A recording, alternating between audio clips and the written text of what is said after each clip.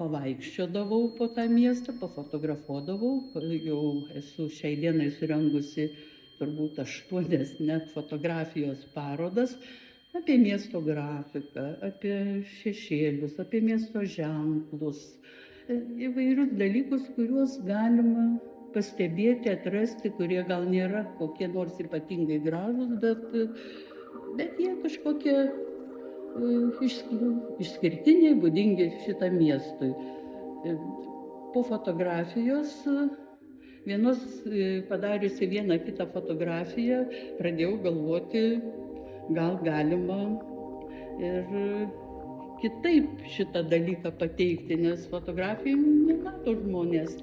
O juo labiau, kad viena kita draugė, bevaikštant manęs paklausdavo, ar čia gražu, kaip tau čia atrodo, oi, kaip čia negražu.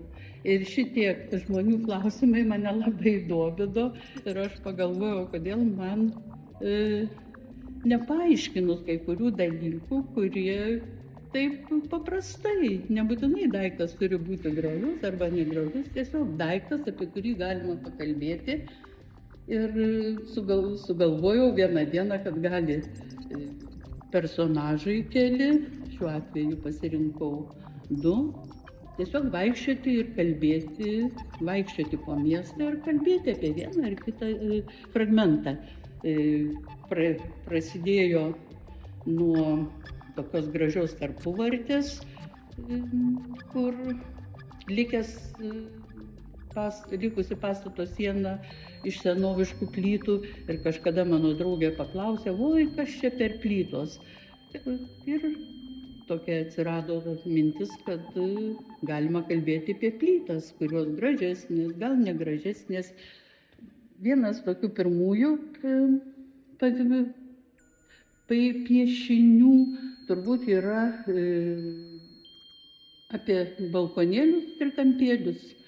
Nieko čia ypatingo nėra, kiekvieną dieną daug kartų praeiname pro eilinį pastatą, gal ne eilinį, bet jau kokį 40 virš metų stovinti, kurio balkonėliai šiek tiek kitokie, ne stačiakampiai, o trikampiai.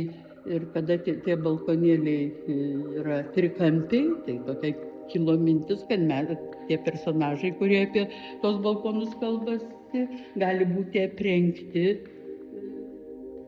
kažkokia trikampio motyvais paremtais drabužiais.